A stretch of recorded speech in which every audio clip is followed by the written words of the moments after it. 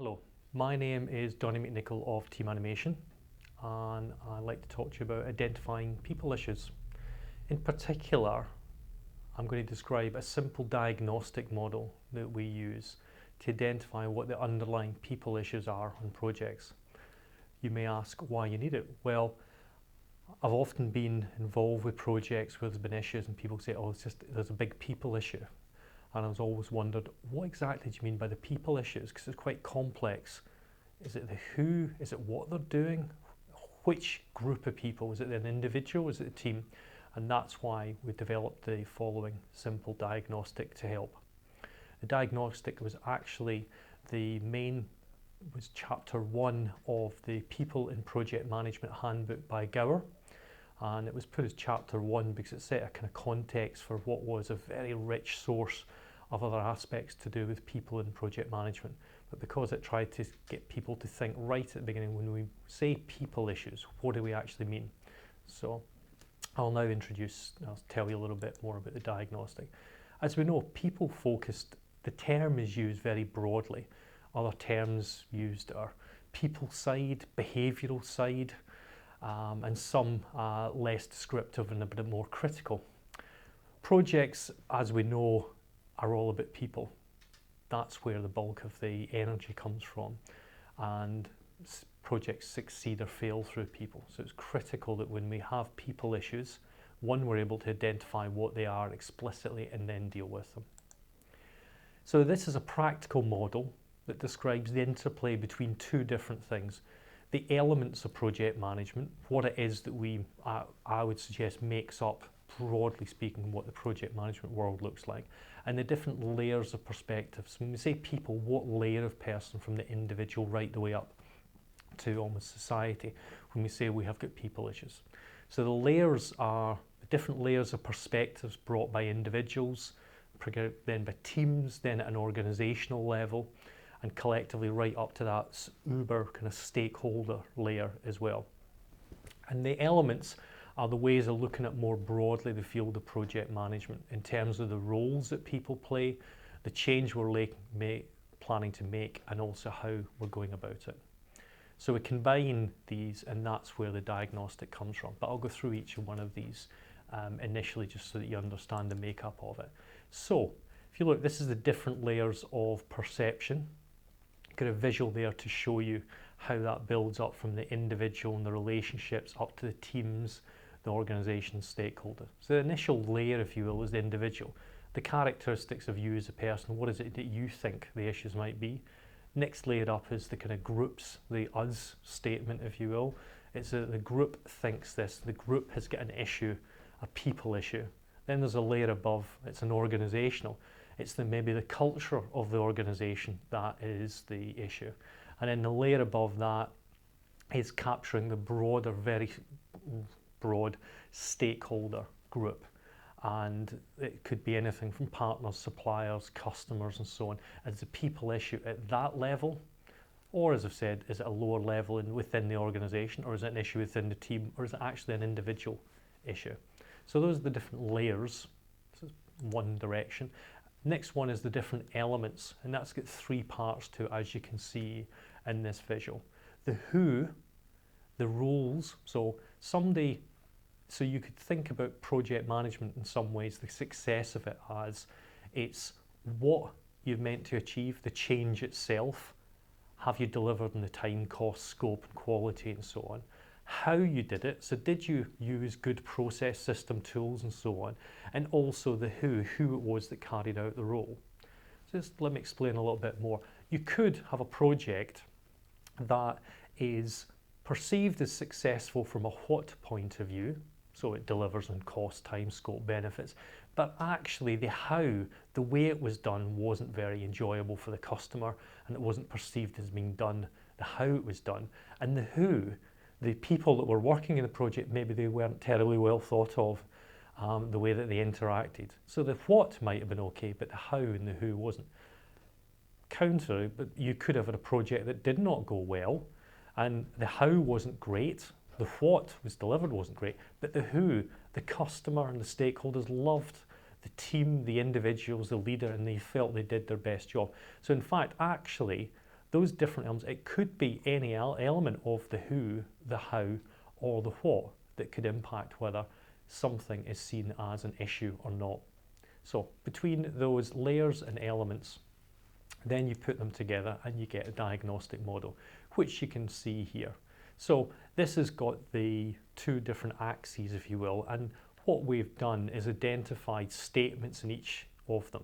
So if you can positively agree with a statement in each of these boxes, then first of all, you likely have no people issues in your project, which is fantastic. But if you don't, then it starts to identify, is it something to do with who's delivering the project, how it's being done, what it's being done, and at which layer is it that we have it? Is it about me or another individual that thinks this? Is it the team? Is it the organization? So take as an example, that's it just completed and filled in. So the organization, take as an example maybe around the who, the how an organization. So the organization endorses the processes and demonstrates that these are critical to its success. So the organization is completely in support of what processes have been used. They demonstrate it by always working to it. Other parts of the organization work to it. Might be something, let's say, to do with governance. So that how bit is fully supported. The organization is using it. They're tying in with the governance of your project to the organizational governance, and that's not causing any issues at all. So that's an example, just one of the 12 statements. So if you go through them and positively agree with each of them, then as I say, that is great, but possibly you'll have a negative on each of them or some of them.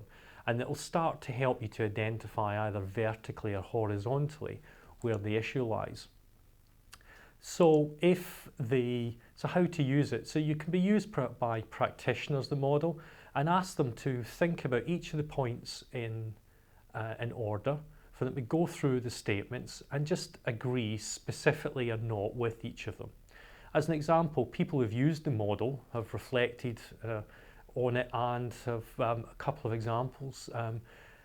They've realised that the feelings that they have in the project have had an impact not only on how the project proceeded, but also ultimately the outcome, or how success is very different in other people's eyes, and often lack of consideration given to this, which many people don't consider how different people view success, had a big impact on the project. So it's meant to stimulate and make you think.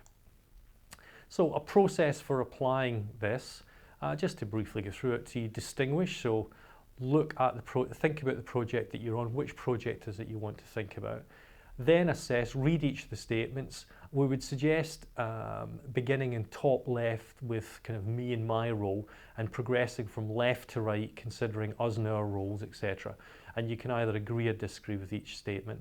Then you can do some diagnostic of it, if you will. And out of a possible 12 possible positive statements, think about, where have most of the negative statements come? Has it been along a vertical or has it been along a horizontal? Is the issue, for example, all down at the bottom and it's all to do with the stakeholders? They've got an issue with what's being done, how it's being done, and who is doing it. Or is it an individual, or is it a team level? And then think about the actions that you need to do.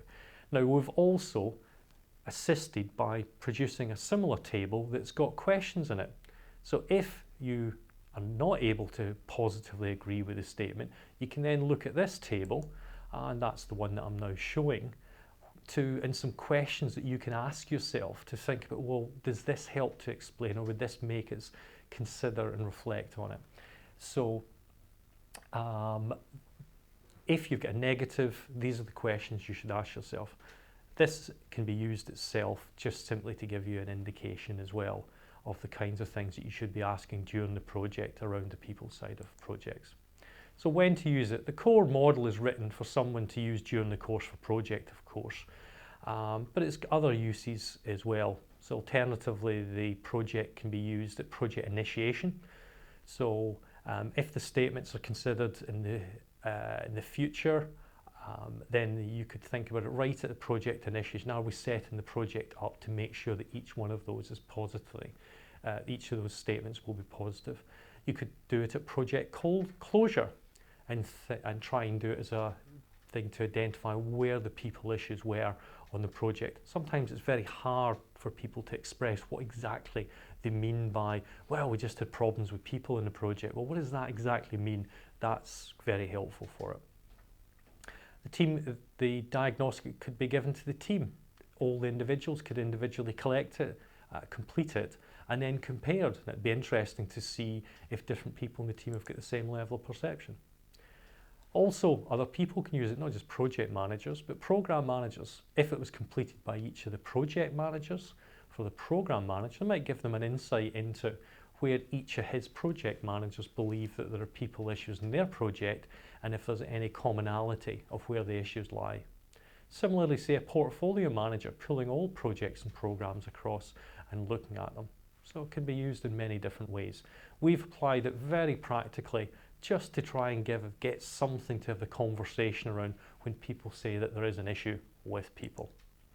So, if you're interested, you may want to have a look at the People in Project Management Handbook by Gower. I hope you've enjoyed this video, and thank you for watching.